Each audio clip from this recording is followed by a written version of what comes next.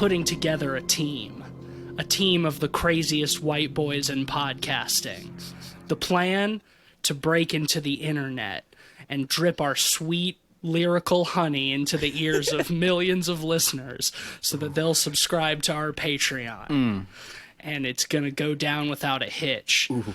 I'm Dave Batista. I'm Zombaby 2, New Vegas, Ben Sheets. Hey, it's your boy, Broshins11 here. How's it going? For real, though, it's Cleveland Mosher. Good to see you. Well, on this episode, we have a double guest extravaganza that we're very excited about. Oh, yeah. First, returning to the podcast after almost 2 years of absence, founding father of the show, it's our boy, Eugene Lundin. He's back. Hello. It's wonderful to be back. I am very excited for our episode today. And joining us for the first time is our buddy, Sam Simon, honorary pod boy. Welcome, Sam. The biggest honor that could ever be bestowed upon me, truly.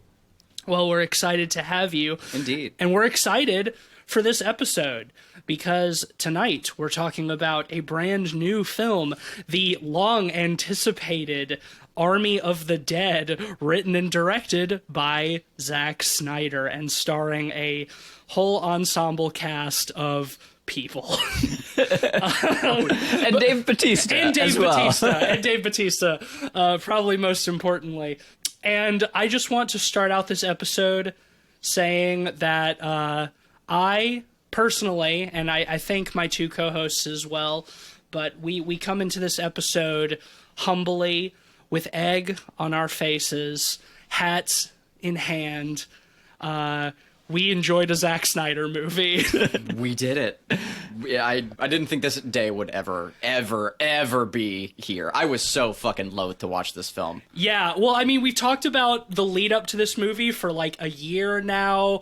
You know, there's been a lot of talk about the sort of fraught production, having to digitally replace Chris D'Elia with Tig Notaro. You know, that's a lot of no's. How it was a return to Zack Snyder's roots with his Dawn of the Dead remake, which, you know, is not a very good movie. I mean, Ben enjoys it. His second best movie. It's his second best movie. This one, the lowest bar. But I think we all went into this with pretty rock bottom expectations and a lot of general disdain for the films of Zack Snyder in the past.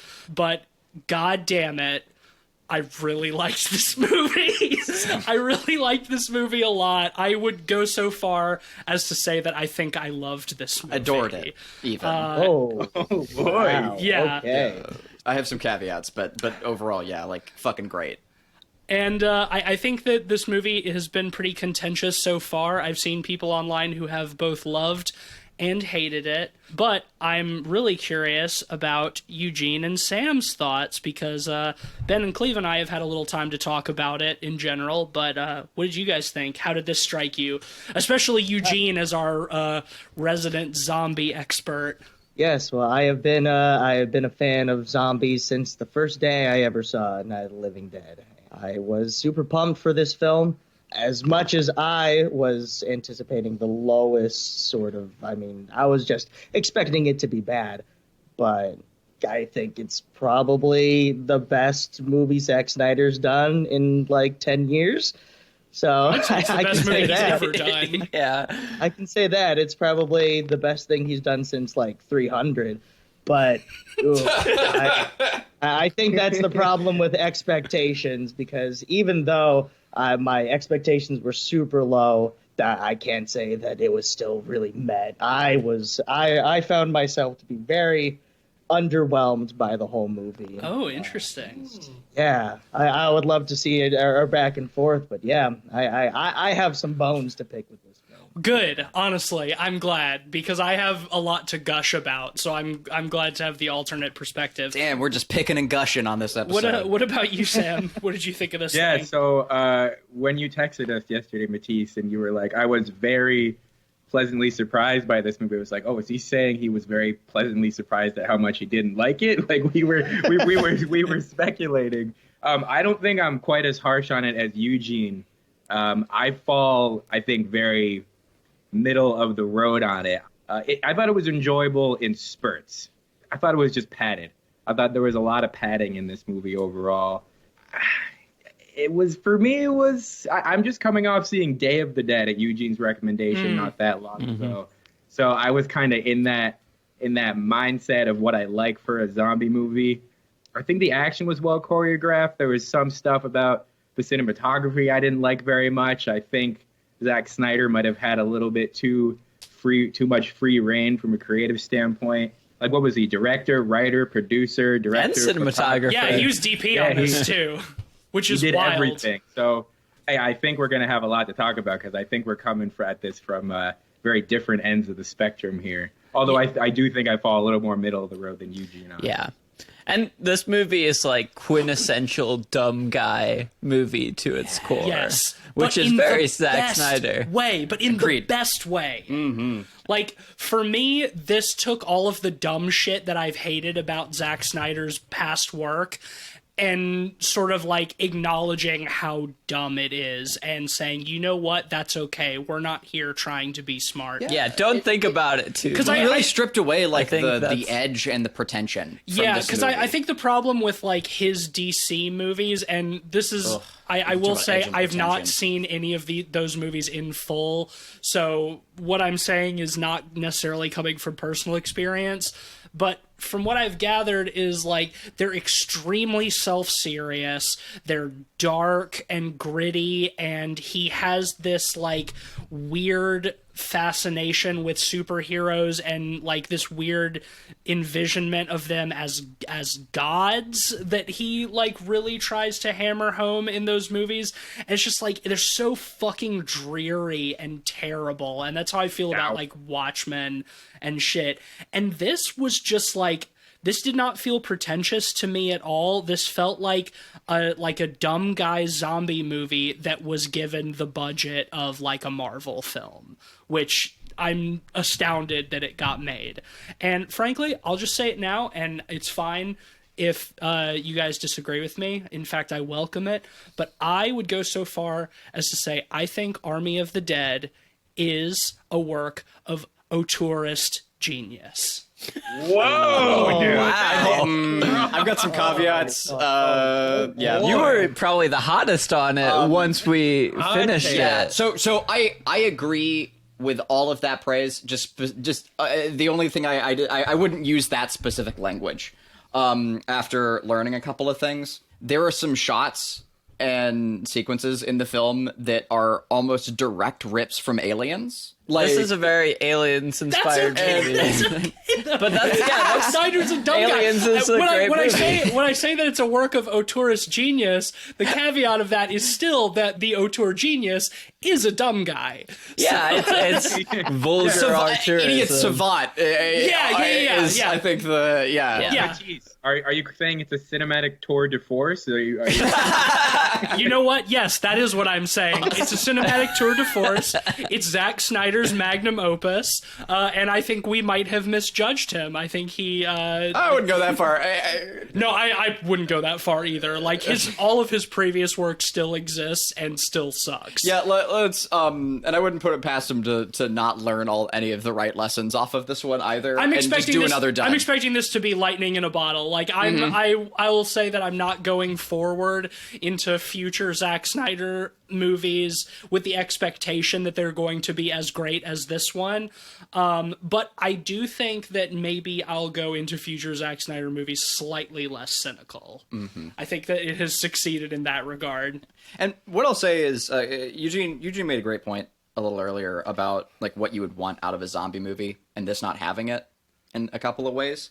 And I would say that my personal ideal zombie movie would probably be like the original Dawn of the Dead, you know, where it gets into like the meticulous details of the mall and all of that stuff. But zombies are such a broad genre, and there's a lot of things you can paint with that brush. There's a lot of different kinds of commentary you can put onto zombies, whether it's otherness or capitalism or just a dumb excuse to shoot monsters, which I guess is otherism. But like, there are a lot of neat things you can do with it. And here, dumb action guy is a fun thing you can do with it, and that I think it succeeded And a heist. in every way. Well, but Like heist- I'm such a heist sucker movie, for yes. heist movies that this is automatically more interesting because it has the through line of, oh, hey, let's steal from this bank vault. Even though, like, when you think about that plot premise, it's it so really doesn't make any sense. No. Like, the guy who owns the vault asks them to break in, even though he would probably have the code to the vault. Yes. And, like,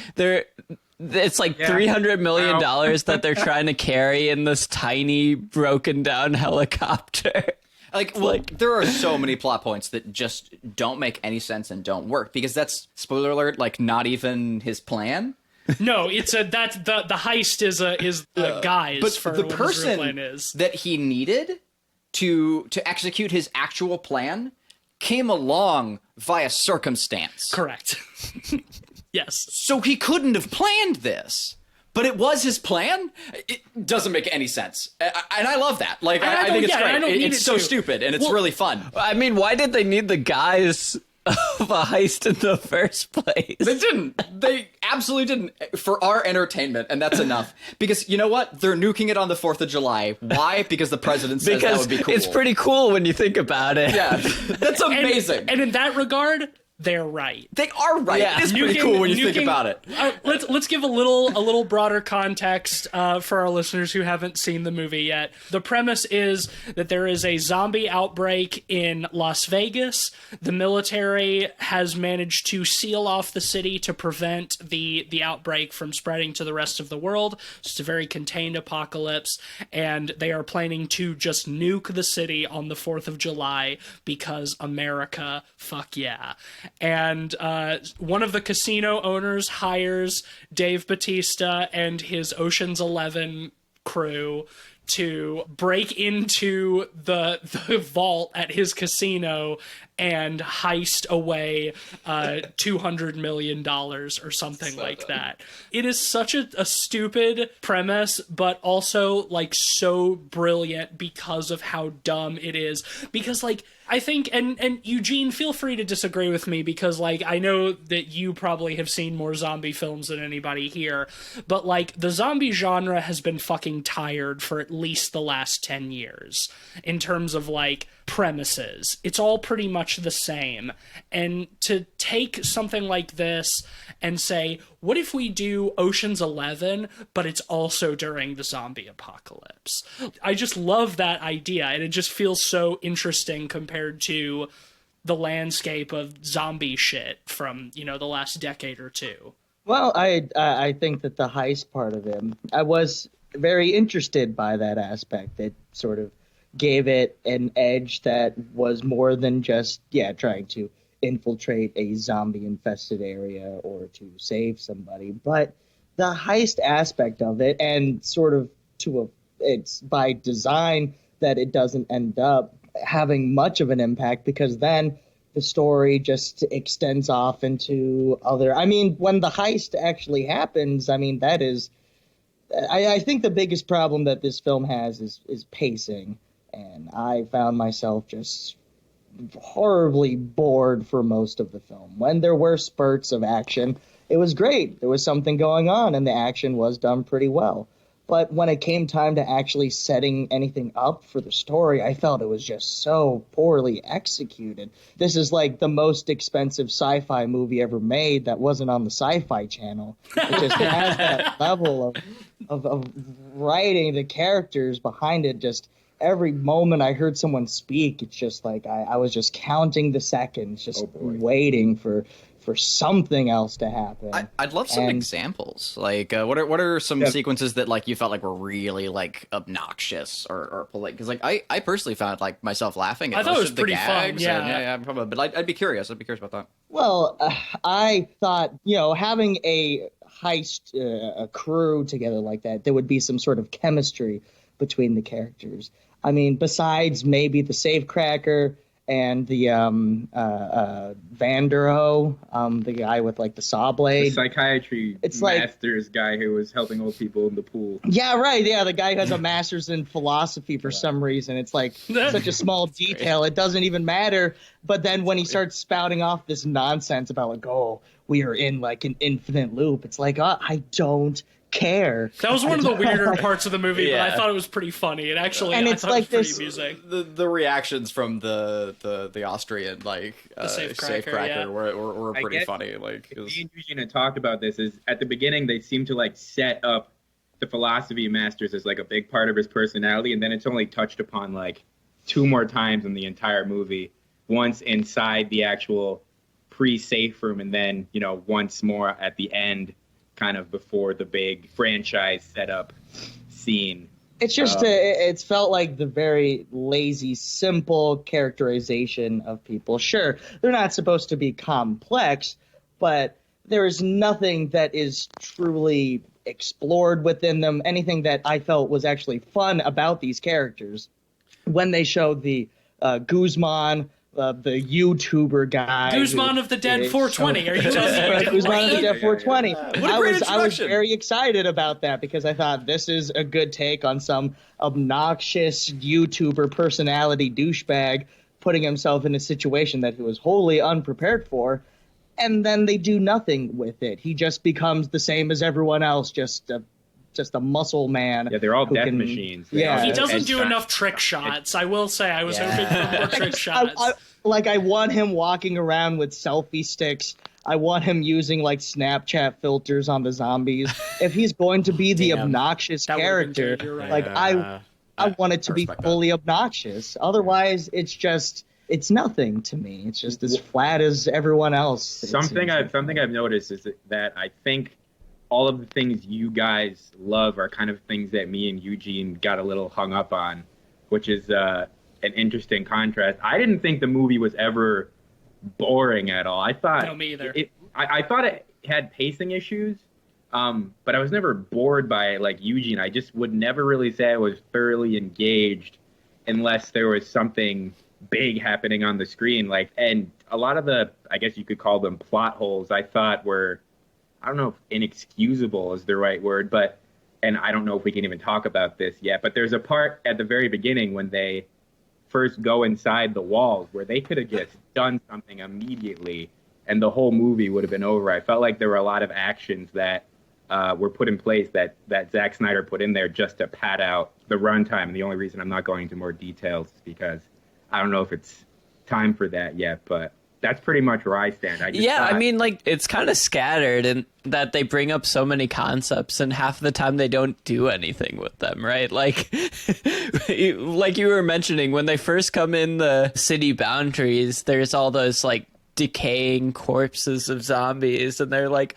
oh yeah, when it rains they come back to life. I was disappointed that it didn't rain and we didn't get the shamblers coming back not to even life. that, something they could have done with the queen, like right then and there, that would have just solved every single issue I think they would have had. But then, like, at that point the coyote wasn't in on anything with again, I don't I don't know how much I can say at this point. Are we past spoilers, or I say, like, we've set up our individual opinions on the movie at this point. Like, why don't we go ahead? Why don't we go ahead and just jump into spoilers? From here on out, listeners, be warned. I'd recommend it. I would recommend it. I'd highly recommend it. If that wasn't clear, if that wasn't clear already, I would recommend watching this one. But according to our guests' opinions as well, like, maybe not. So if you want to find out where you lie on this wonderful spectrum we've created, it is an investment. It's like 2.5 hours of your time. Yes. Personally, I thought it flew by. I did not think it felt like 2.5 hours. But your mileage may vary, so be warned in that respect. Spoilers from this point on. For that time, you could watch 2 much better zombie movies during that length. And I think that's where, I mean, the pacing, a lot of those other issues just really get to me. That is this really worth the time? Yeah, and that was a question I was asking myself a lot. I respect that. I also wouldn't come like hot off of like another zombie movie onto this one. I wouldn't come off of I'd a like Romero watch Mortal movie. Kombat or something, Yeah, and then watch this. You know, like Mortal maybe- Kombat, I definitely enjoyed a lot less than this. I will tell you that. I agree. And maybe my love for this movie is tainted a little bit by the fact that I'm just like fucking so starved for like new big movies that this is like one of the first ones. But like Godzilla versus Kong, I liked like the back half of it, but I had issues with, you know, the first half. Mortal Kombat I thought was just okay. Like Wrath of Man was pretty decent, but like not incredible. And so it's like to be hit with this one, like I thought this was great. Yeah. You mentioned like how this wouldn't play well coming off of like watching one of the Romero Dead movies. Yeah. I feel like this movie would be more at home at like the end of a Michael Bay marathon than it would be at like the end of the Dead. This would be a breath marathon. of fresh air at the end of a Michael Bay marathon. I think that's kind of the funny thing is Zack Snyder is kind of a Michael Bay type director, but I think he truly believes he's like an auteur director, because if you ever hear him talking about himself, he is not in on the joke about him like at all. Like he is really serious about his craft. I mean, when he's talking about the lenses he used for the movie, the Sony or Canon Dream lenses that he bought off eBay, he admits, like, I use these lenses because they have a lot of flaws. And then that's another thing about the whole cinematography, where pretty much almost every shot that wasn't an action shot had that incredibly shallow depth of focus, which I found to be really distracting for most of the runtime. I don't know about how you guys felt about that. So it's interesting because I think that every movie that Zack Snyder has made up until this one has been just an absolute visual eyesore. Well, you compare this to like Dawn of the Dead, which is one of the most notoriously ugly, oversaturated films out there. On our episode, we talked about how ugly it was, and like all of his superhero movies and like the like nasty browns and grays and desaturated shit that he really started with 300. There's a little bit of like sort of bland color palettes at times in this movie, but like what struck me is how colorful and bright it was. I thought that overall the movie looked great. I mean, I think the Vegas setting helps with the color quite a bit. For sure. Too. I'll say too, like I personally really enjoyed the shallow depth of field. I liked like capturing the characters like in like crisp, clean focus, and then allowing like the rest of the background to be more like painterly watercolor-esque and really soft. And it allowed us to really focus on like the action shots. And like during the larger like CG sequences, like when we see like the distant backdrops of Vegas, like that's all crystal. Yeah. And that's what needs to be because crystal. it's all digitally made anyway. But when you're moving through like the interior section, you know, where they're having to do like the Silent Hill nurse scene, you know, their rendition of it where they're creeping through all the zombies. You know, like that scene was like great, by the way. I actually really liked that scene. That had tension in it. I agree. I thought that was awesome. Yeah, that was a fun sequence. There's a lot going on for that. What I will note is because like I also like I know that like these were a lot of perspectives that were brought up in the Red Letter Media review of it, which I did watch. I usually don't. I usually hold off on it until we do a podcast episode. But I did anyway. And they brought up something I thought was pretty funny, and that's one of the cameras, like one of its flaws is that it has a fucking dead pixel on it, and like every like few shots there's a dead pixel on the screen. I didn't even notice. I didn't notice it either, but like it's sort of I did think that was really funny that like that is funny. Like, as crispy and as like CG rich and like detailed as this film is, that there's a fucking dead pixel that they could have just like blotted out like so fucking easily. That's so funny. Amazing. But like at a certain it's the creative visions. It is, you know, maybe the Bravo is by design. Zack. You know, it's like he's a genius. That's the thing, though. It's like that's the thing that your average movie-going audience is not going to notice, and like I didn't notice it. I don't think any of us noticed it while we were watching it. It's funny because I'm sure it's one of the things that when you see it, you'll never unsee it. Yeah. So like it is a funny mistake, but also like. I don't think it really hurts the movie at all because most of the people are not gonna notice. And you know, a lot of the things that I love about this movie, I'm not even willing to say that Zack Snyder did intentionally. Like the chemistry with, because I'm fully willing to believe that he had a different idea, and that the way I read it was different from what he intended.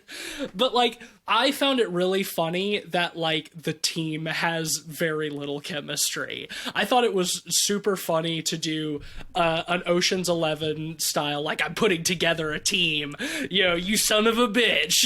yeah. But like the fact that then once they put together the team and then they have like no chemistry and like don't work together at all, I thought was really funny, because it's not what normally happens in these things. Everything goes off without a hitch, but like this is kind of a fucking garbage team that they put together. Also, like the Ocean's movies, I watched all of them recently, and frankly, I don't think they're that good. Like, I actually disagree. Soderbergh is great, especially with heist movies. It's kind of his wheelhouse, honestly. Like I think Logan they're kind of boring Lucky and Out of Sight and those. I mean, they're popcorn movies and they're fun for what they are, but like also when it comes to characterization, not very deep characters in the Ocean's movies either. They're just not. Like one of the characters, like his bit is like he can fit in a box, and that's it. Tell me, damn, that's true. And he's Chinese. That's a character trait, right? Like that's it. Like he's like a Chinese, so he can fit in a box, and he doesn't really talk.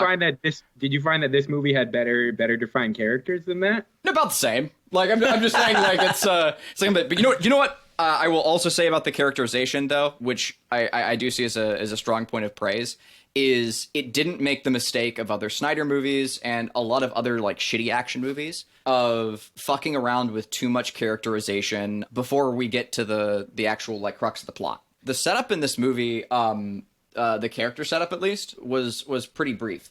None of like the team gathering stuff like ran on that long for me. The bit where they grab Tig Notaro is just a couple of lines.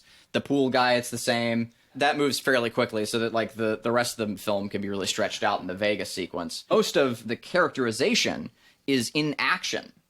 A lot like Predator. We get a lot of these characters' like personality traits through their little quirks as they're working through these scenarios. And we learn about them on the way, which is well, yeah, and the scene where they introduce the characters, is truly Zack Snyder in his prime, is just essentially an extended music video intro sequence where you show all of the main characters killing off zombies and the spectacular rotating camera. That's like a Call of Duty ad. Yeah. That's where he comes from, so he naturally would be good at that. Yeah, exactly. Yeah. I think that, at least in this movie, I was surprised to see his name as director of photography, because I thought for a lot of it he had a pretty good eye, especially for like the action stuff. And I don't know about you guys, but like, though it definitely is just a music video, but like the intro credits showing like the attempted or rather the sealing off of Las Vegas set to a Richard Cheese cover of Viva Las Vegas. I love that amazing. They brought Richard Cheese back for this. Yeah, from his first one. Of all the people to bring back. Yeah. I thought that sequence was great. So many fun little set pieces, like the paratrooper parachuting right into a mob of zombies and just immediately getting ripped apart. The showgirls. The mini Eiffel Tower falling on top of the Elvis impersonator. I thought all of that stuff was really fun. It's very much just like a dumb music video kind of vibe. And like intercutting with the shots of them like holding their family photographs. Oh yes, that was so stupid. It's so dumb. You know what it reminded me of is like an early Guy Ritchie film, where like it pauses and it's like, hey, it's the bishop, or whatever. Like, yeah, I thought it was fun. Like cheesy, but in all the ways I love personally. I think Zack Snyder usually makes terrible music choices. I actually didn't feel that way at all in this movie. I thought he made pretty good ones that usually they contrast really weirdly, like in Watchmen, the Hallelujah part. that scene gave me really weird vibes. I didn't get any of that in this movie. Editor's note on that Hallelujah song, he uses that there because the actual graphic novel is intercut with quotes from song lyrics, and the end or beginning of that chapter has Hallelujah quoted. So that's why he uses it there. Even so, does it work? It's still tacky. No. And he could have done it much better, so the song would have worked. there are so many things that Zack Snyder could have done better about that movie. I fucking hate that film, even though it's like mostly shot for shot from the graphic novel. The execution is so bad. The story moment. I dressed up to see that one, and I left very disappointed. In a shitty night out. Nothing more embarrassing. I was leaving a theater. At least I was with other friends. Shame. I was with other friends, like dressed up. Y'all but got like the whole Watchmen together. we did the whole group. Squad. Yeah, we made shitty like garage costumes for the whole group. I was night out with like some shitty swim goggles. Okay. Yeah, my buddy David was like painted blue in a Speedo. Oh, that's got to be the worst one, right? We left and then just like went to a Waffle House and just sat there in like full garb, like disappointed, eating waffles. Like it's like the post-credit shawarma scene in the first Avengers, but sadder. It really was, and Nick Fury never came. Sad Dr. Manhattan shoveling down a waffle. Damn. Rorschach having to lift the mask up. Yeah, my buddy Colin. Like pulling up the mask to eat. It was sad, man. It was really depressing. Just a bunch of high schoolers just disappointed, like being like, "What? Why did they do that with the ending? What they missed the whole fucking. God damn it!" Like really beefed that one. Yeah, we were so excited. Well, going back to the needle drop thing, I think the use of music is pretty good in this movie. One of my favorite needle drops is the Austrian heist guy is very into Wagner, and he like puts on an opera while he's like breaking into the safe. And I just found it so silly and like a little character detail that added just a ton of richness. Well, it was definitely like him trying to do his own take on Willem Dafoe's character in Boondock Saints, right? Like, when he like walks through the crime scene, directing, like analyzing stuff. Very, very similar vibe. Almost everything I can say about this movie is something like that I loved was something that was aped from something else. For the most part, like the tiger is a lot like the bear from Annihilation, in its design. And I do not believe that Zack Snyder has seen Annihilation. I would put money on that. Yeah, I do not believe. But maybe the person who designed it, like maybe the guy, the CG artist, almost certainly did, because like man, there are some similar vibes, like with the half of the face, like the way it is, like so much of that design is like the bear in Annihilation, used so differently, so differently. But like the aliens reference, like the bit where the character in with the red bandana, just like the Marine in Aliens. Oh yeah, like Vasquez. Like she uses one of Vasquez's lines, like almost exactly. Like they changed like. I didn't catch that. A little bit. I will say I didn't either. Like it was later on, but I saw some shot for shots comparisons, and it was like, wow, they almost just. We're starting to lean out of homage and move into like. It's just ripping. But here's the thing, though. If you steal with style, it works. Yeah. I mean, that's Tarantino's whole career. It's like a kid. Tarantino, in some capacity, like he recognizes that he's walking on sacred ground, whereas Zack Snyder is like a kid, like pulling all of his favorite things and just mashing them all together. And in this instance, it was smashing great. his action figures together. Yeah, like it was very entertaining.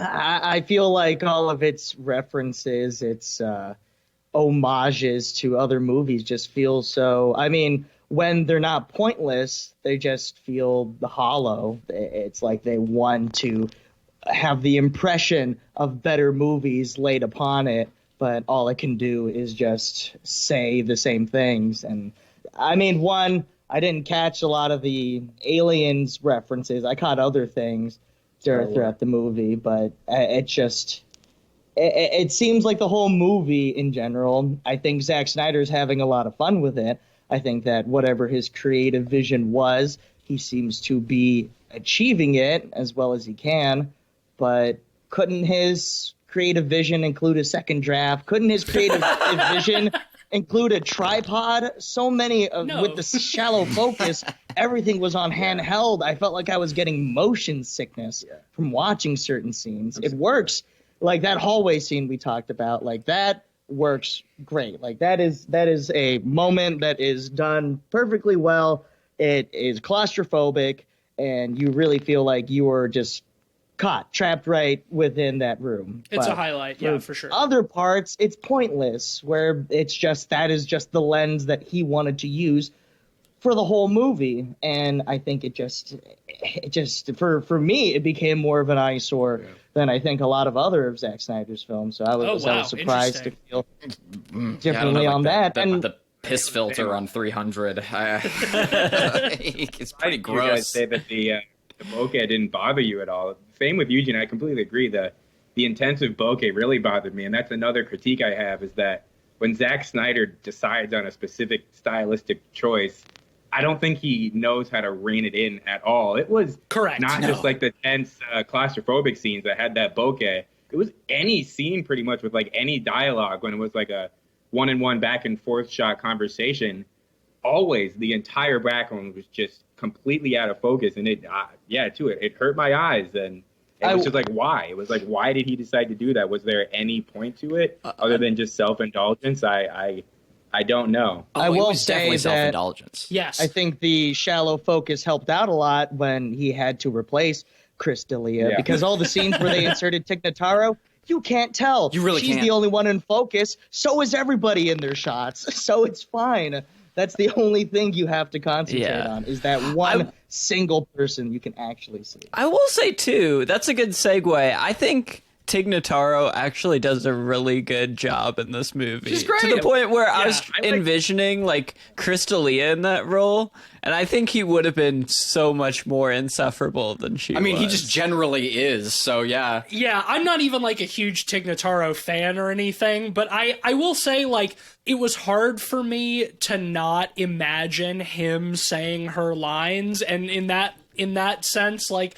I did still feel his presence a little bit, but in terms of, like, the technical aspects of it, I don't think you could tell that she was digitally inserted in place of him if you didn't know that beforehand. No? I was genuinely. fully expecting it to literally just be like the Thing prequel that came out like 10 years ago, where it's just like a CG person's face just like just grafted on there. I was fully expecting it to look like shit, and it did not. If I didn't know beforehand, I would never know. And so credit to the team that undoubtedly spent hours and hours, days even, and many days if not weeks of work just digitally replacing Chris D'Elia and Tig Notaro. Like, they're the true heroes of this film, I think, because they did a great job. We salute you.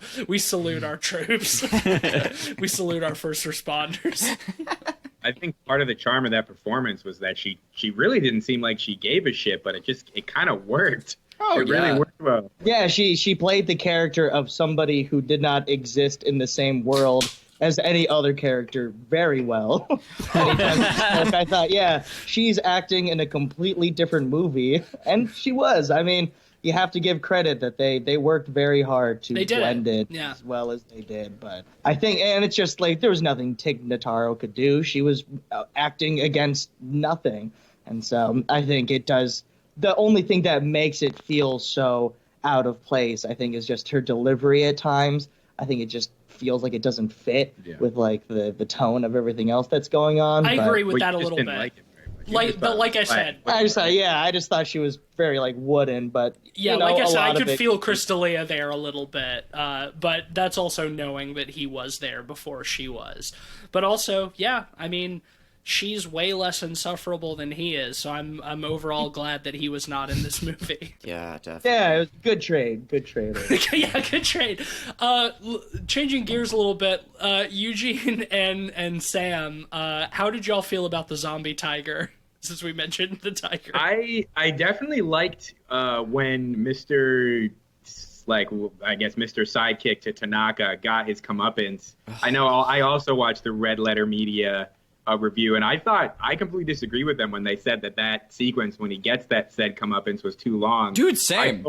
I found that fully gratifying, and I really liked that it dragged out, and because I think that's often movies like the big baddie, it it won't be a satisfying enough death. Like they'll just off him in a second. No. Like, oh, I really Also, it's an action movie. Like you want their death to be choreographed. And that character sucked so bad. Like I hated him so much by design, but I hated great him actor. so He plays much. Bird on Raising Hope. He's hilarious. I hated him so much that, like, yeah, I actually really liked that they spent like a full 2 minutes having him be mauled by a zombie tiger in like not hiding anything, just like in full glorious visuals, rather than them just giving him like a quick death. I appreciated that, and also I think the zombie tiger is cool. It's I like awesome. Yeah. It rules. I like the zombie horse. I wish there was more time spent on Yeah, the Zombie horse was awesome. That was so good. Just that was powerful dumb guy energy. Yeah, I because like love the horse that doesn't have call. it's just like it's a skull for a head. Like it wouldn't work at all. And who cares? It's rad. Who gives a good. shit? It's Looks fucking metal as awesome. He's like, fuck. it turns. That was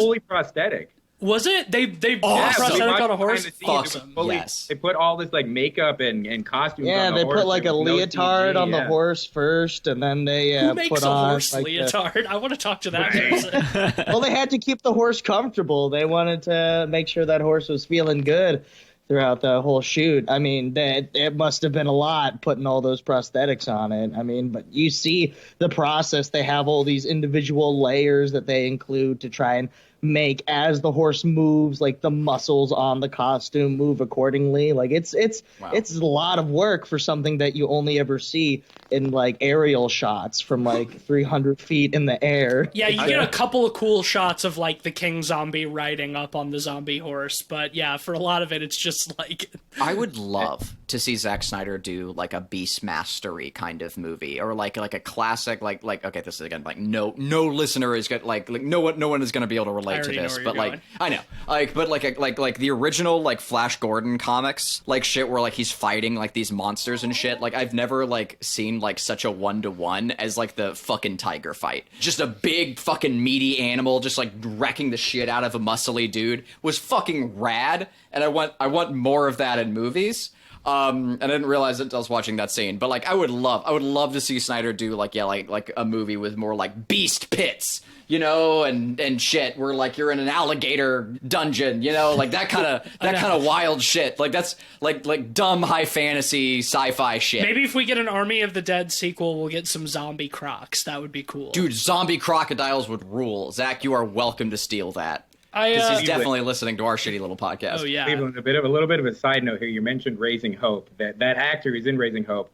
I saw him like very soon before I saw the first episode of Raising Hope in the Last House on the Left remake.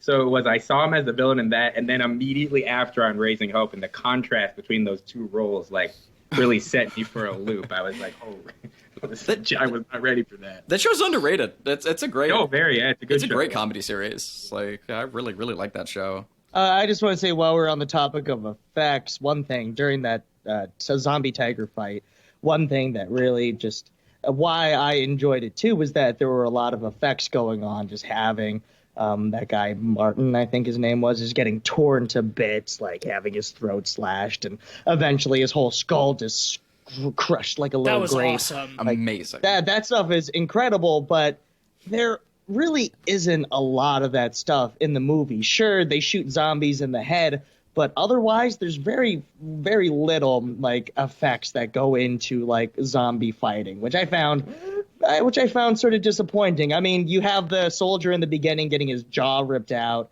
which that was dope. is Yeah. cool when you see it, but then there's no, I mean, any character that gets killed by a zombie, either they get blown up immediately afterwards, or there's no flesh tearing, there's no gut ripping. I don't know. There's I that. don't know, like the blood bursts were so like rich and full of like chunky bits. The bit where they throw the grenade down the hall and you just hear the explosion and then just like all the meat, you know, lands on the wall next to it. Every gunshot like had which again might be a complaint like for some people. For me, I thought it was hilarious.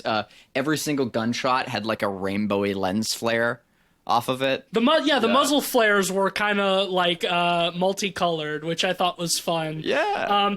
I will say, like, I can see that complaint for large chunks of the movie, Eugene. I definitely don't think you're wrong, but I think that there are a couple of moments, other than the zombie tiger scene, where like characters die in spectacular ways that are really unexpected. The I think rebar too. pinning.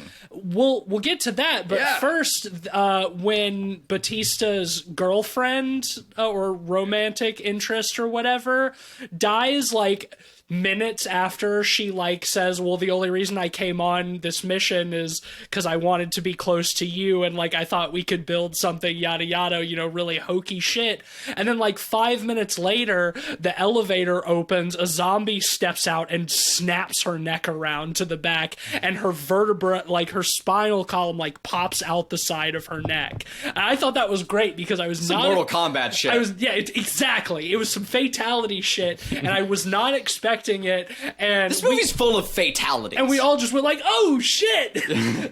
And like, especially to have the romance, like the romantic interest, killed off so brutally, so shortly after like professing her love for the protagonist. I thought that was a great moment. Well, see, I felt the exact opposite. I felt like it was pointless and manipulative, that they tried to give it the same weight as the relationship between Batista and his stepdaughter, which already doesn't have a lot of weight, but they set it up just because again, it seems like they're struggling to have these characters even have a reason to talk to each other in the first place. And then for it just to be thrown away in a second, just for some empty motivation for Batista's character. I've got some thoughts on that. It did not feel coy and subversive like I think it seems y'all felt. Yeah, so here's the thing, Zack Snyder. I don't think he's capable of actually like giving characters the kind of weight you would want out of that. Like I don't know if like he has those tools in his belt. Well, I agree. Don't even bother. Why even do something? Well, like with that? the stepdaughter For a thing, cool kill. I think he was trying his hardest with the stepdaughter thing, because that's like kind of honestly a personal story for him, because his feeling that. Yeah, daughter recently killed herself, and that's why the original Justice League cut happened. Yeah. Before the Snyder cut. So like there was some weird, interesting parallels there, and I felt like that was him attempting like a personal, emotional story. And obviously that stuff kind of falls flat in the movie because Zack Snyder does not know how to make that kind of movie. But there is an attempt there, which I think is interesting. Better than the love interest. Yeah, absolutely. That's the thing about the love interest. I think Cleveland's absolutely right. Is like Zack Snyder does not have the tools in his kit to make really interesting characters with like emotional investment, and that's not what I was looking for in this movie. To the slaughter. To the extent that like when they had that moment where that character like professes her love for Batista, like I was like, ugh, do we really have to have this? Like, of course, there's got to be a fucking romance angle. Like I was rolling my eyes, and then less than 5 minutes later, they kill the character in spectacular fashion. I was like, oh, okay, cool. So I don't have to worry about the love interest anymore because she's dead. And that's why I liked it, because like they tried to set up like a sweet moment that absolutely did not work, and then said, fuck it, I guess let's fucking turn her head around backwards. I would say a movie like Jurassic Park kind of has, and they're very different movies, but they're both action movies, and they have kind of similar elements. Sam Neill's character, he's not great with kids, obviously not literally their stepfather, but not great with kids, distant from kids. By the end, and by the way, in terms of character development, I remember you guys said at the beginning, you kind of didn't want them to all get set up until once they got into Vegas.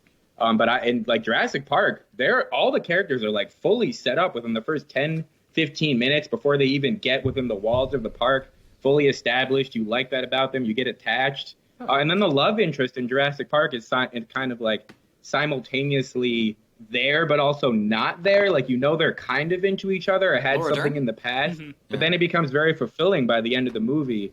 So don't you guys think this movie would have been even better if like he could have pulled that off and still had it been like a fun romp like Jurassic Park is? Yes, but Zack Snyder is not Steven Spielberg, Yeah. But what if he was Steven Spielberg? And What if he tried? Well, that's the thing. I mean, then it's a completely different story. He Then we're has tried and he's failed. Then we're just saying, like, what if Steven Spielberg made Army of the Dead? And that's just a different movie.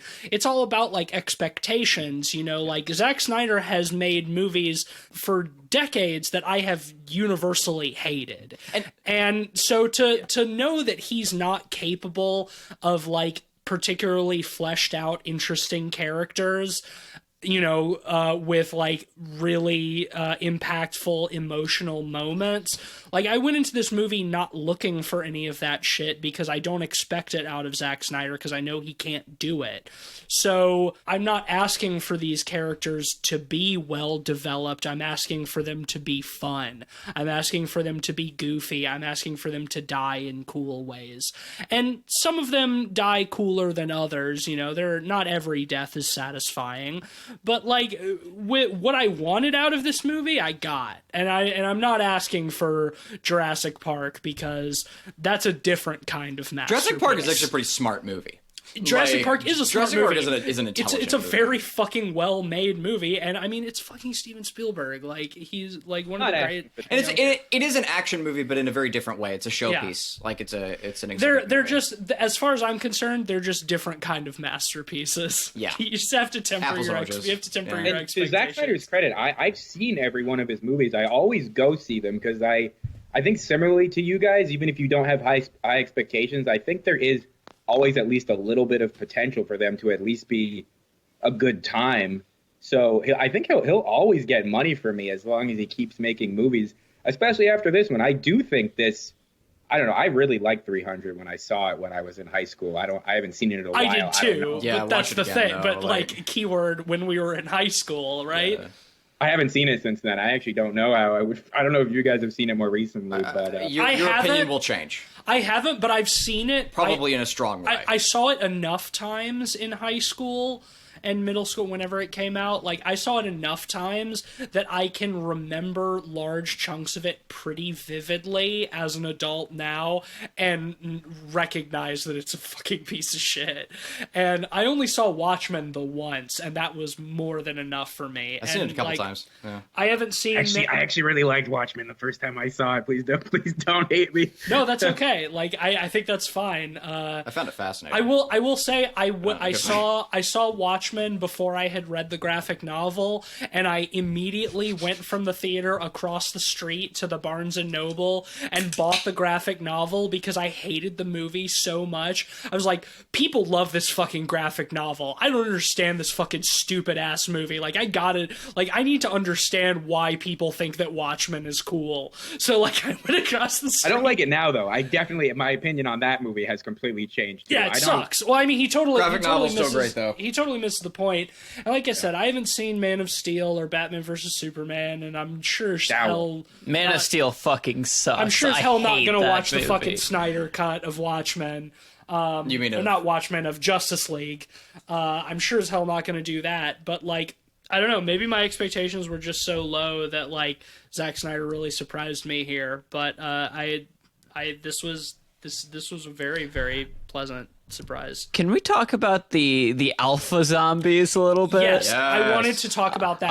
I want to go off on a big tangent before we go too deep into them, but we have the return of the zombie in this one. We do. One of the funniest scenes of Dawn of the Dead is the whole zombie sequence where, they're shooting in slow-mo and all that stuff. But with this one, it's like the alpha zombies have, I guess, fucked. Yes. And have a baby. How? You guys how are you getting blood circulation? Zack Snyder said that in some article that they were kidnapping human women to basically rape them and impregnate them with zombie babies. And that's literally the subtext of that whole entire thing, why they're keeping human women in the what's The Olympus. The Olympus. And Oh. he said, Oh God, that's even worse. I'm glad they didn't elaborate now. I mean, I picked up on that a little bit. I thought they were just keeping them to eat them. No, that's like they were keeping the women. I got But that the zombie vibe. queen was the one who was But- pregnant, and she was a fucking It doesn't zombie. make sense, dude. But maybe It doesn't like make she turned into a zombie. Who knows? Wait, so they raped her, impregnated her, and then turned her How into does a zombie to get a carry the boner? Okay, look, we know that Guys. zombie bites. We know that zombie bites. That's like, true. maybe No that, blood- but maybe no blood zombie flow. cum. Yeah, turns you exactly. into, who knows? No blood- like turns you into a zombie. We'll never know. But mean, we the don't- thing what I'll say is that like I got the vibe, but it's definitely not like tasteful is nowhere near the right word. It's miles away. But like if you're gonna imply something really fucking stupid like that, like keep it as vague and loose as possible, and they do. The question still stands: how do zombies get boners? Well, look, we don't know the physiology of the alpha zombies because it's because they're not really zombies. They're aliens. Like aliens, Yeah. alien zombies. Oh, I Right. was super Okay. on board Cool. for. You think it's actually confirming that they're... Well, because It's they an talk alien? about that first scene. I mean, I know, but I thought that was... They're I didn't coming know they from were actually Area saying- 51. Yeah, they're coming from Area 51. About doing No, like, I know that, but I didn't know they were actually saying that, like, they're, like, confirming that he was an alien or that it was just some weird crypto... I mean, Well, but you and look when- at the baby. It's like that's an alien. It's like baby. glowing blue, and like when the alpha zombies die, their blood has like glowy blue speckles. So then would in that... it. Did you guys notice the robot zombies at any point? Yeah. Yes. What the fuck was that about? Okay. Does that explain, or is that why the alien shit also... So Some of them are also... The robot I need zombies to was see it again. confusing I because that don't- was never explained. I don't think it was a robot. What I'm pretty sure it was is that its body was like being reconstituted like into an alien, which is what's happening with all the zombies. We're just seeing the effects like work differently. They're mutating in different ways, which again I think is really fucking fun.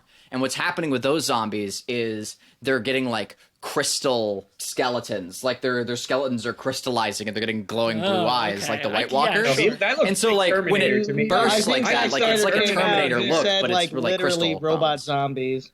Wait, Zack Snyder said it was literally robot zombies. Yeah. Oh my Sure that he God. But that's never addressed in the movie at all. Wait, but how? But Not no, here's the once. greatest part. You thought that Zack Snyder's DC universe had all fallen apart, but now he's going to be working on the Army of the Dead universe. You know Oh, that they've fuck already me. announced a spin-off series to this Come movie? on. Yeah, Not isn't really it like a spin-off, but it's a prequel prequel. series, animated? Yeah. Oh, yeah, no, I'm confirming it. Robot zombie mystery sequel. Damn, you can leave in my explanation though. I was wrong. Yeah, but like, well, whatever. the thing is No, like, because Cleveland, you're trying to explain it as best you can. Given In a the way that would context make of the film. sense. makes which it way does more not. sense. Yeah. Yeah, so they are robots. They are Robot zombies. So Wild. okay, did the alpha like build them? Because the alpha does not That's seem not like explained. technically inclined. You'll have to watch the fucking- prequel series and find out for Well, yourself. I do want to talk about the alpha zombie a little bit because I think I think the alpha zombie gives us an interesting little window into the mind of Zack Snyder because I think that what he's really done here is he hasn't strayed too far from the DC shit because what he's effectively done is make a zombie Superman.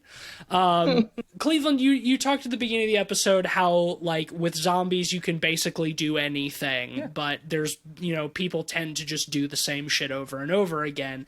And I think what's interesting about this movie is that Zack Snyder presents the idea of what if zombies are the next stage in human evolution, right?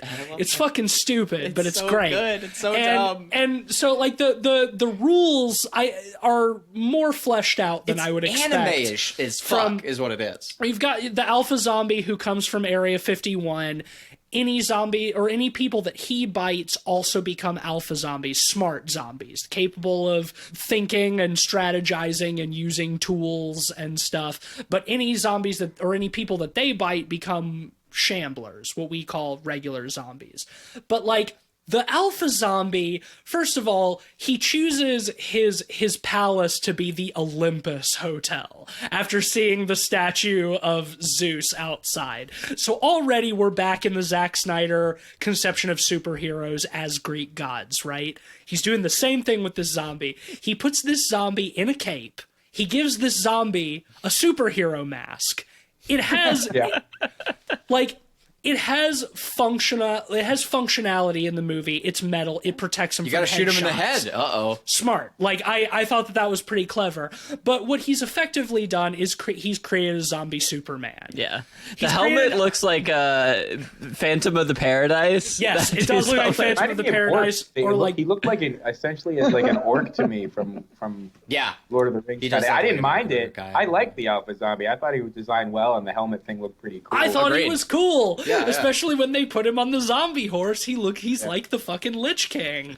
Like I think that feels like, you know, call it homage, call it ripoff, whatever. But it feels like Zack Snyder's answer to Day of the Dead, where, you know, Romero's like, well, when the zombie apocalypse goes on long enough, maybe some of the zombies start becoming smart. And Zack Snyder decided to put his own spin on that. Like I said, call it ripoff, call it homage, whatever. I thought it was fun. I like Zombie Superman. Fan. Yeah, I'm a huge fan of like zombies with character too, and like different types of zombies. Like one of the fun things about Left 4 Dead is like identifying like what kind of zombies you're coming across as you're playing through the game. Or even in Dawn of the Dead, you know, you have that one zombie that has like the machete in him, you know, like, and he's just walking around for the majority of the movie. The one that keeps holding the rifle after he grabs it. Oh, that's too. Right. He grabs the rifle. That's what it is. Yeah. He grabs the rifle. The whole movie like the Hare Krishna one. Yeah, like they have a lot of character. Whether it's like superpowers or whether it's like a Hare Krishna like zombie, like it's funny. Like so it was really gratifying. I like that, and I'm neutral. I'm neutral on seeing more of it. I don't know. I would love for this movie to be completely self-contained, but I know that it's going to not be. Yeah, like I'm at this point in my life staunchly opposed to cinematic universes of all types.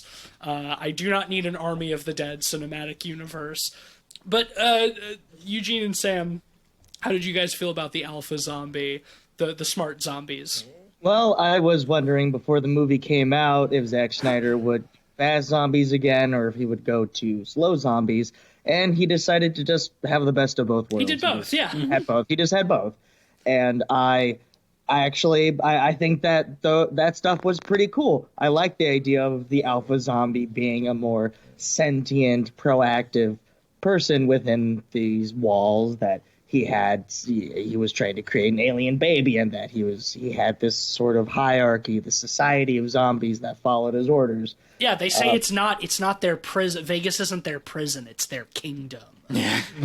Zombie kingdom. That rules, 6 years man. They were there. At some point, they say they were there for like 6 years, which I didn't catch on. Yeah, I didn't feel that at all. And that actually made me appreciate it a little bit. Oh, I more. missed that. Like, okay, I totally missed that. This makes more sense. Like, this has actually had some more than half a decade to develop.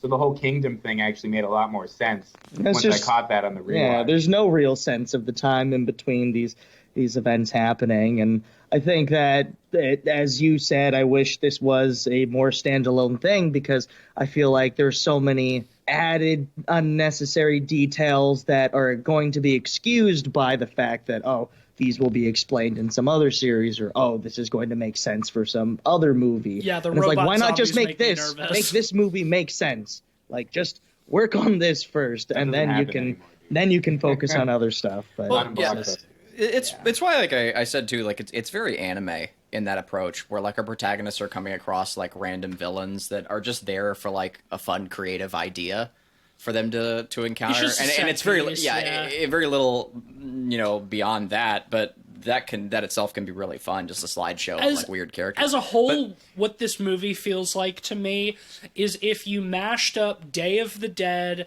with Ocean's 11, made a movie out of that, turned that movie into a video game, and then adapted that video game into a movie. It's a whole sausage. Like lots of different things just ground up, and it's got that. It's ADD. It's very childlike. It's like and then you know, but in the best ways too. But like I can, for the most part, I can follow the logic. Yeah, like I'm not saying that it's smart, but in that sense, it is a child being like and then, but it's like I can follow follow him. I know where he's going, you know? And I'm like, yeah, sure. Yeah, totally. But if you guys think about all the alphas being professional martial artists. No, it was awesome. Yeah, I thought it was fucking awesome. that was my next point, actually. Yeah, like that they did an amazing job not just getting like miscellaneous extras. TC got a little something on message. Sorry. Nobody can see me except for you. I just for you know what. Anyway, sorry. Just habit. It's polite to mention that when someone has stuff in their on their lip. So they don't just go there. Okay, look. Would you have wanted to just have that sitting there, like while you were talking? Maybe I was saving it for later. Okay, that is fair. Beards and mustaches are good for that. But anywho,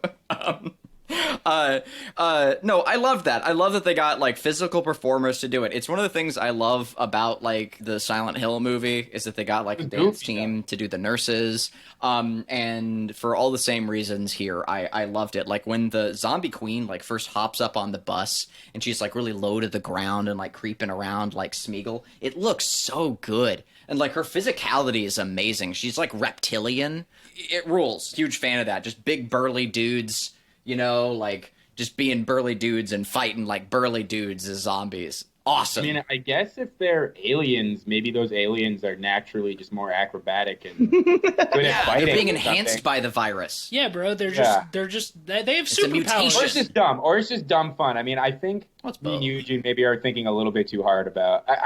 I'm now thinking that I'm thinking a little bit too hard about that stuff, and it is fun to watch. But at the same time, I'm still kind of hung up on it. Like, why are they all like professional CQCers from like Metal Gear Solid? See, man, this is not a movie that you should think too hard about. Here's the thing. I think like the alien bit is definitely by design. If you look closely at like the alpha zombies, you can see like weird patterns on their skin, like annihilation shit, the glowing eyes and stuff. Like the alien thing, I think is definitely by design. I mean, for sure. Like the alpha zombie is being transported from Area 51. We also didn't mention that this is the first zombie apocalypse in known history to ever be started by not closing a door. Of Roadhead. Roadhead, yeah. The first zombie apocalypse started by Roadhead getting a case of some fucking sloppy top while you're driving. I thought that was a great touch. In the intro, don't you think they should have just closed the door, or do you think they were justified in like being so afraid of the door being out? It was stupid. I think they were justified. Like you don't know what's in there. Realism, like if we're looking at this, if we want to say like, okay, if we applied realism and like these are like professional soldiers like doing their job. Yeah, they would have closed the containment door. There are all sorts of procedures they teach you for containment in the military. Yeah, but they don't know what's in there, so they're not just going to run up to it. Like, I think they would. I think like if the containment's been broken, they would try and reseal the containment at all costs. Like, and also like they would respond with like much better efficiency. There's a whole bit where the guy's like, "Hey, HQ just said we should move away from the truck," and the guy's like, "We should do what? Huh?" And then that's not like trained soldiers. Like that's not how they'd fucking operate. And but here's the thing, I don't fucking care. It's a dumb zombie movie, and it was funny. Like, and so I enjoyed it regardless. Like, so no, that is not how like I don't think those trained soldiers. The funniest part in the whole movie was after the guys in the trucks, and the first one gets eaten. It's like the side profile, and he's just like, and he just like opens his mouth, and then we just the shriek. Yep, loved that. I love the smart alien zombies, and that they're all martial artists and all that shit. Thought it was great. I would say one of my biggest complaints with this movie is there were definitely several opportunities of missed potential, as we've already mentioned, but the fact that your protagonist is fucking Dave Bautista and he doesn't Bautista bomb one single zombie. He comes close. He does kind of do a wrestling move. Bautista bombs him like into like an upper pillar. Yeah, but it's not, and you know, and like I thought that they were gonna, he was really gonna have like a wrestling match with the alpha zombie at the end, and we didn't really get that. You know, the alpha zombie kind of whipped his ass. Give me what I want, Zach. Yeah, give me what I want. It's killing you. Look at you. Get in this ring! I know you! I see it! It's killing you! It's tearing you apart! You want to hurt me so bad, you can't stand it, but you won't give it to me because you're not in control. Give me what I want. Give me what I want. Let me hear you say it. Everybody here wants to hear you say it. Give me what I want. You know what I want. You just don't want to give it to me because you're not in control. I'm in control. Now, Hunter, give me what I want. I am going to give you the beating you deserve, Dane, and nothing more. No, that's not what I want. I want you at WrestleMania. Give it to me. You want me at Mania? Is that what this is about? You're beating up a 70-year-old man. You are hiding behind securities. This is what you've become because you want me at WrestleMania? Is that what you want? Give it to me. Give me what I want. You want me at WrestleMania? Give me what I want. You're on. Did you guys think he was good in the movie? Yeah, that's great. Yeah, I think Dave Bautista's Yeah, great I all thought the he was time. I think he he was has, the like, perfect Rock. person for that I don't think The role. Rock could have pulled You off know, the- I don't think he's a was the most- terribly great, emotional center for the movie, but I don't think this movie had that to begin with, so I think needed he it. fit it well. Yeah. I also don't think The Rock could have pulled off the more emotional scenes that he just is like another wrestler actor comparison. I don't think I've ever seen The Rock have to do any like intense crying scenes or anything close to the kind of having to kill his own wife or anything like that. Dwayne Johnson has some in pretty that good sense, range. I mean, look, like, okay, yeah. his incredibly fearsome presence as the CG Scorpion King, I think is a master class. Oh yeah. No, I think JK, but I think Dave Bautista was. I think he's one of the best actors in the movie. Was very well cast in this. Yeah, I enjoyed him. He's got the right kind of physicality. He's got like Arnold physicality. frankly, I think he's better than Arnold. I think he's a better actor than Arnold. He's got a lot more range. But, I mean, Arnold will always be classic for his one-liners, and Batista doesn't really have those. But I think that he's got the right kind of physicality that you want for this kind of role. He's not a terrible actor. He's got decent emotional range. Yeah, I thought he did good. No complaints. I liked going back to needle drops. I liked the weird acoustic version of Zombie by the Cranberries after they crashed the helicopter outside of the city. I thought that was really good. It's a zombie movie, so you have to have the song "Zombie" in it to make it. It really tracks. And like, it wasn't a cover either. Like, I know the singer of the Cranberries died a couple of years ago, but like, they used her original voice track from the actual song, but they redid the rest of it to make it like a sadder acoustic version of Zombie, and I thought that was pretty funny. Good fit.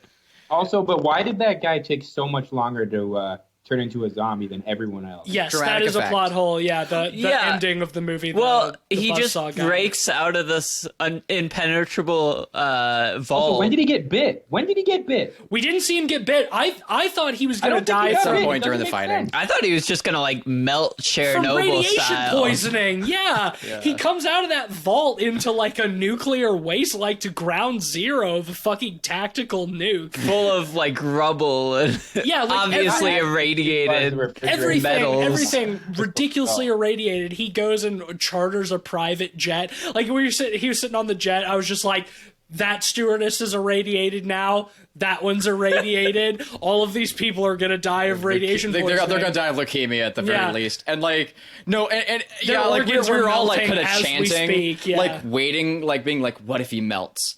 What if he just starts melting? Like, when's it coming? When's it coming? And then it turns out that he got bit at some point that we didn't see. I Which just is think fine. that was kind of... It's okay. I don't think it was necessary. They had to But leave so it that open. they can set up the sequel. Yep. battalion They of had to leave it dead. open for the potential of a sequel, whether it gets made or not. See, honestly, they should have had him cut off his arm and replace it with his saw. Yes. Bro, he didn't... that's He they made a big deal of him bringing the saw in, and he didn't use it very much. Yeah, they set it up. They set it up like Old Painless. Yes, they did. And I was just waiting. I was just waiting for like a good. But they use it like as a tool to escape, which is Fine, cool. sure. But like, I want to see him cut up more zombies with yeah, it. like you get some good action shots with it at the beginning. Like at the very start, like you see him like really ripping into some zombies in like with the it. opening credits, Yeah, but then but they make a I big need it deal again. of him like bringing it in with him, and then he doesn't really use it. And that was a bummer. Yeah, that was kind of a bummer. It would have been cool to see more of that weapon. What the Army of the fuck? Dead was only like $90 million for what it looks like. You would think it was more. I know. Yeah, I mean, it really does have like huge like DC superhero movie budget vibes. it looks and that was one of the things that struck me about it is that like this kind of movie would never be made for this kind of budget. And in that regard, I think that it's interesting because like this is the kind of movie that only Zack Snyder could make. Like it or not, it is a distinctly like post DC cinematic universe Zack Snyder movie. And the thing is too, it plays to his strengths in ways that I don't know if we'll ever see again. It does all the things that he does well, great, and doesn't try to do much else beyond that. Yeah, and that's I think why it works. I'm fully expecting to never like another Zack Snyder movie again. Like I'm not. It's got to be a fluke. It feels like it has to be. But you know, it'll definitely give me pause going forward.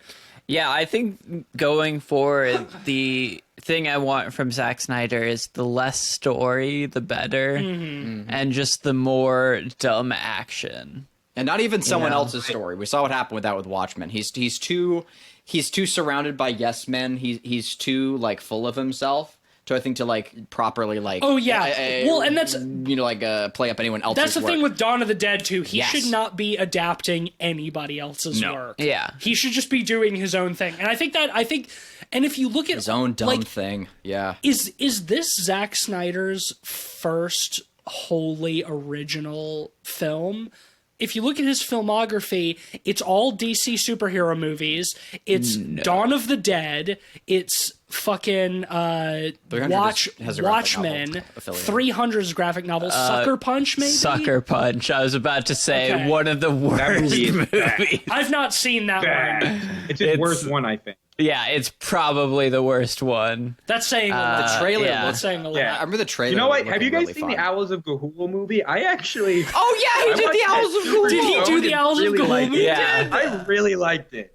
Really? I hear it's fun. I hear it's a It's fun. fun. Check it movie. out. It looks terrible. I believe it. I'd watch it. I love owls. The animation is incredible. The animation, like that was what was truly mind blowing about It's it. just a whole movie about owls. I should give it a go. I'm pretty sold. Are you guys ready will- to? Are you guys ready to rate Army of the Dead? Do we have anything more to say about this thing? The I rebar had bit more. was cool. That was a cool kill. Oh yeah, where the alpha zombie kills the coyote. Yeah, that was another moment that I was not expecting, where she's got his queen's head and dangling it over the And side. the splat when it hits too. Yeah, and then he just takes a piece of rebar and throws it like a spear and pins her to the wall. I thought that was awesome. Yeah. She was a fun character. Yeah, the coyote actress was great. I just have one last question. Yeah. You guys didn't feel that most of the tension was robbed because every single shot was a headshot? Would you have liked to maybe see a little less perfect shooting in the movie? Oh, the red letter media thing again. Yeah. No. It's a fucking video game ass movie. Yeah, and I like don't all the care. people are like super good at what they do. Why? It's And why it's a didn't they step save up the from red zombie bandana movie. lady? They could have. They could have saved her. Yes, I agree with that wholeheartedly. Yes. She fucking, like, I thought she was dead and she fought her way out, made it back to them, and then died when they could have saved her. I agree. That was frustrating. We were like, why don't you just shoot the zombies and save her? She's right there. She's gotten out of, like, a certain death situation. Yeah, she'd earned it at that point. I thought that was weird. But no, But we got a nice to big answer your explosion thing, out of it. Sam. Like I don't, because what this movie does in a fun way is it takes the core tension of like what so many other zombie movies have of like running low on bullets, missing shots, like not everyone here is a trained professional, and replacing them all with trained professionals, they would be landing a lot of headshots. Like all these characters would be like doing a great job at killing these zombies. And in this circumstance, that's what we're here to see. I've seen the original Dawn of the Dead. I've seen these other great movies, like with that tension beautifully worked up. This is something different. This is a goofy, shitty action movie where they're really good at what they do. You know, they're all like fucking ubermenches out here, just like fucking killing zombies left and right. That's great. Even Dieter like popping off headshots. Yeah, like I mean, but yeah, the weirdest thing is that when they ask who hasn't killed a zombie before, that chick in the bandana, Chambers, raises her hand, and she's the one who goes old John Wick on those zombies in the like kitchen or hallway or whatever they are. But isn't she still like a trained professional in some capacity? Like, isn't she? She's just we don't really know anything she's about a her. friend of the YouTuber. She's but a friend she of raises Guzman her of the hand Dead and says, 420. Oh well, she's played a lot of video games. Sure. In that case, well, there you go. Sure. Yeah, and that's hilarious That and will great. be in the prequel series too, I'm sure. Yeah. That doesn't need to I don't happen, know. but, Like this is one of those things where like I think you're thinking, she's a gamer. You're thinking too much about it. It doesn't matter how they got their skills. But these are the rule. This is what has been told by the movie itself. Does it just mean nothing at all? Am I supposed to just but she accept beat that Time it's just Crisis making and shit Time up Crisis at any 2 on time? Expert. I mean, Oh, did she? Did they say that? No, I was joking. I would believe it. To answer your question, Eugene, I think yes. I think you are just supposed to accept whatever the movie tells you. Well, and it tells you to just accept it, like with the president bit, where it's like, yeah, I'm just gonna bomb it because it's cool. You're just gonna nuke it on the 4th of July. That's the movie setting you up to not take it seriously. shut up. but That's then an hour also- and a half into the movie. Also, Matisse, when you said at the premise at the beginning that they were going to bomb it on July 4th, that's not the initial premise, which also doesn't make sense. They show Tanaka with all these generals, so the government also wants to get the head out of there. So why do they move the nuke up? Oh, yeah, knowing that's a that great it'll make point. it much harder for them to get out of Vegas. You're correct. No, you're right. Like, You're right. and keep on too, like I started by like bringing up things that also didn't make sense with this plot line because it doesn't. I've never claimed that this movie was smart. No, it's dumb as shit. Just that I think it's brilliant. But some things are so dumb where I'm like, that just wasn't thought over like at all. No, mean, I agree with you. I agree with you. Yeah. And I think that, like Zack Snyder just has that dumb guy energy. And he's a dumb guy who thinks he's a Bro, genius. he's got a bit of bro energy in him. Like even when you Oh, look at so it, Absolutely, Respect. yeah. And I think a good comparison is this and his Dawn of the Dead remake, right? Because that was written by James Gunn. Mm-hmm. Obviously, it has, by any standard, a little more cleverness to it, but it also has more time where it's just sitting with the characters, and I think that's probably one of the worst parts of it. Whereas with this movie, the characters are, by all means, a little more flat and one-dimensional, but I don't mind that. It's like a video game. It's your choose a fucking character before you hop into the game and start headshotting. Yeah. It doesn't matter who the character is. Like, it's Left 4 Dead. It doesn't matter which character you pick, You've Bill, got these, though. yeah. Oh, sure, Bill's Bill. here. Okay. Yeah. I don't. Yeah, I like Coach if we're talking Left 4 Dead too, but Good choice. yeah. It's like their stories are not important. They're just vessels for the action.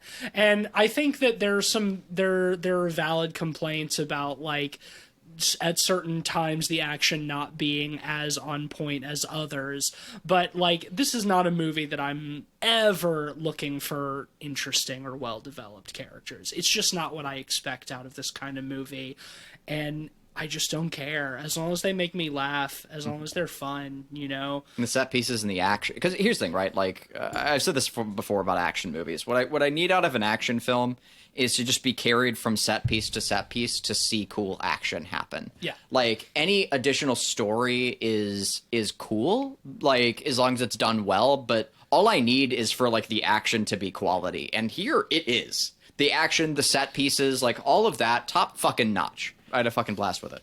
Why don't you throw a rating on that, Yeah, please? I think it's about time. 4.5.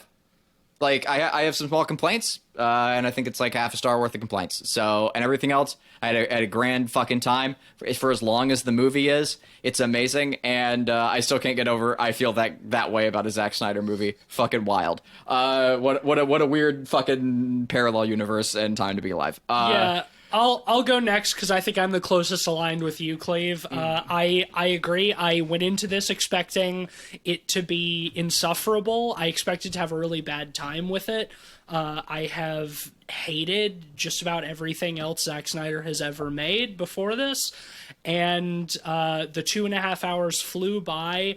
I was delighted by much of this movie. Like I said at the beginning, I think that this is a work of auteuristic genius, or savant, we can say, because in this case, the auteur is a dumb guy.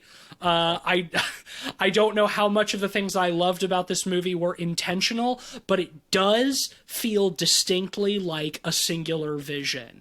It feels like Zack Snyder was behind the wheel. This was his baby. He wrote, directed, DV'd, produced. It's his baby, and a lot of it is dumb and doesn't make sense. But man, I had such a fucking fun time with this, and I can't believe that I'm giving a Zack Snyder film a 4.5 out of 5, but I am. I'm with you, Clay. Hell yes, brother. Well, I remember a couple years back when we covered the movie Underwater, where, there's a charm to making sort of an amusement park movie. Insofar as you're strapped in and along for the ride, the plot is secondary to, keeping the train moving forward from set piece to set piece and from action sequence to action sequence. And I think this movie falls firmly in that camp. I think this movie is fully in Zack Snyder's wheelhouse and really complements the things that Zack Snyder does well. I think this movie is probably the most entertaining of Zack Snyder's movie, and it certainly doesn't feel like 2.5 hours, which is a huge benefit. Like I said at the top, I'm always a sucker for heist-themed movies, and I think that was such an original add to this film, even if, elements of it weren't completely thought out. I didn't mind that, again, it's an amusement park ride. I was along for the ride. I was strapped in, and honestly, I had a blast. I am going to give it a 4.5 as well. Party. Yeah, time for the party poopers. Do it. Into it right now. Well, I think that there is a lot to be taken. A lot of good things that can come from dumb fun, but when the movie itself, it doesn't have that awareness, when it is just stupid, that does nothing for me. I feel no joy watching a bunch of things happen that are pretty much meaningless. I think if people want to see something, a zombie movie with better set pieces and a much looser tone, something that doesn't take itself seriously, because I think this movie is still trying to take itself seriously. The Batista and stepdaughter story, that has care put into it, but it means nothing to me because there's no effort actually being put in. I would say you should watch a movie like Dead Alive before you should watch something like this. And if you want to watch something just straight zombie world building, watch something like Day of the Dead. But I would not recommend this. I think this was a giant waste of time, so I'm going to be giving it a 1 out of 5. Oh. Wow. Jesus Christ. I will Right. co-sign the Dead Alive recommendation. Yeah, Dead Alive That's an and easy Day of the 5-star. are both fantastic films. I Yeah. can definitely co-sign that. Yeah, so I would actually recommend seeing this movie. I don't think it's a total slog. I wouldn't say I was ever bored by it, despite it having pacing issues. I just don't think any of the singular ideas really ever were fully fleshed out or came to fruition. I strongly feel, actually, that the whole heist part of it didn't really amount to anything at all. I really wanted more out of the whole safe cracking part. I think the only tension they gave it there was the part where Dave Bautista barged in and was like, "You messed me up. There's only one more try," seemingly building it up to this whole sequence where it was going to be incredibly tense, but then cut to 30 seconds later and he's like, "Oh, I'm in." And that's kind of how I felt about the whole movie. A lot of build up just for padding without any real payoff. At the same time, I think it's very technically competent. I didn't like the bokeh, but I thought special effects, action sequences, even though I wasn't really thrilled with every shot being a headshot. But when it comes down to it, for me in action movies, to really get the most enjoyment out of it, I really do kind of need engaging characters to grab onto to feel that tension and to really ride the wave. That being said, if you like seeing zombies get shot in the head and basically just a John Wick zombie movie, I'd say give it a watch. And I'm going to give it a 2.5 out of 5. All right. Well, Eugene's terrible rating definitely brings our average down, but that is okay. Honestly, this might be the biggest rating divide of any episode ever. That's very, very possible. Yeah. But between the 5 of us, Army of the Dead will get an average of 3.4 out of 5. So I know this is a contentious one, and I think that's okay. I can absolutely understand the sides of the people who think this is a big stinker. I disagree. I think Zack Snyder is a, that's what you were talking about before the show, is a warrior poet. Warrior poet, Jesus. Yeah, well, I think that, yeah, check this one out. It's on Netflix. You might love it. You might hate it. You might fall somewhere in between, but you'll feel something, which is all you can really ask for in life, isn't it? Next week, we're continuing in a string of new films. It is going to be the Pod Boys' first time back in the theaters since COVID started. We're going to be talking about Spiral from the Book of Saw. The Book of Saw. Ben and I have spent the last week rewatching the entire Saw franchise. I did not join. What a mess. all 7 of the original series and then Jigsaw. I saw a little bit. But... What a fucking mess is absolutely right. And I will say that my rewatch of the franchise has weirdly both made me more excited for Spiral, but also given me less faith that it will be good.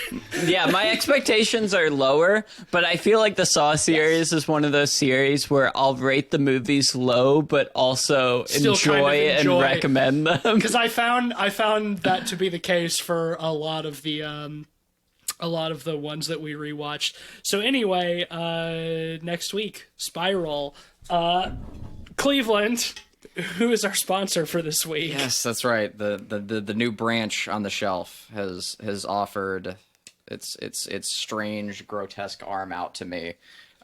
This is an interesting growth on the shelf. It really does some interesting things to our format. Here we go. Yeah, this week is brought to you by, what is this? The weight of 8 feet of cold earth above your head. There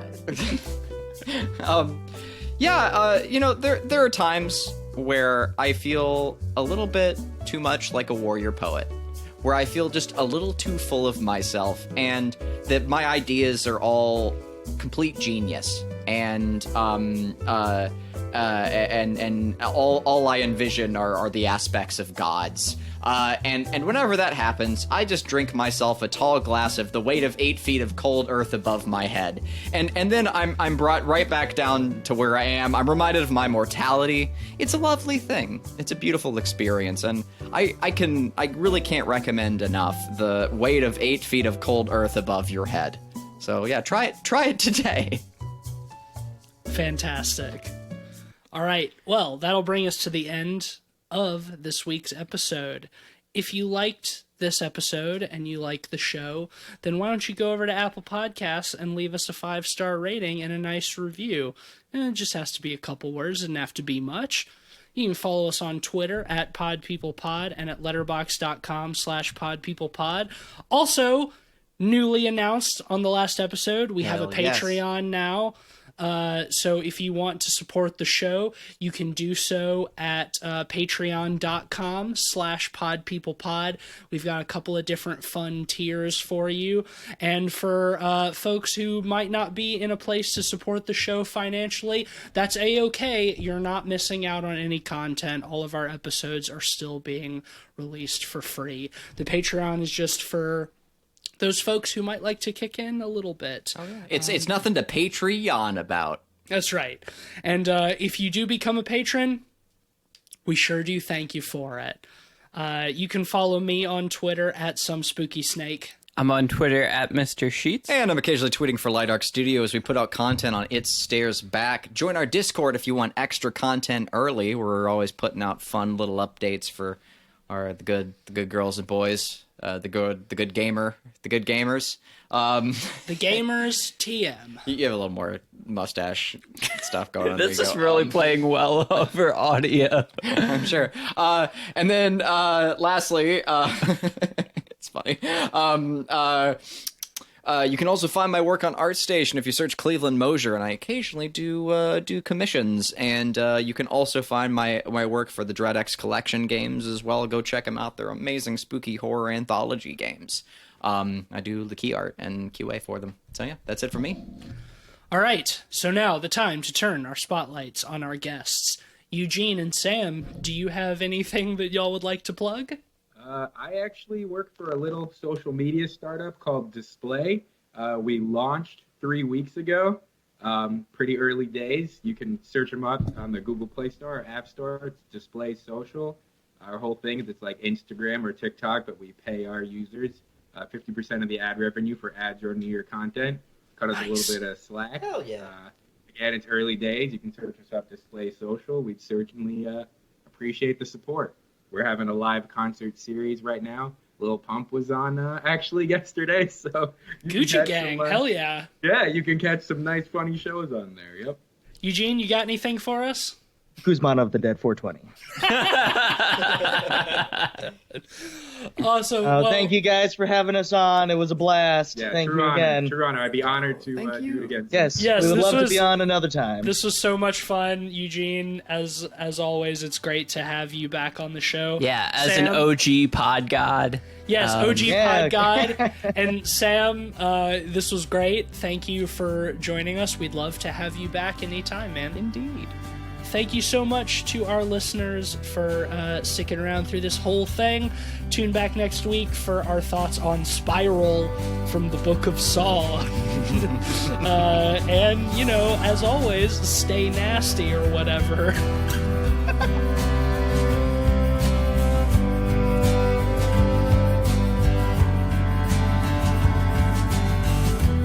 Another head hangs lowly, child is slowly taken, and the violence caused such silence. Who are we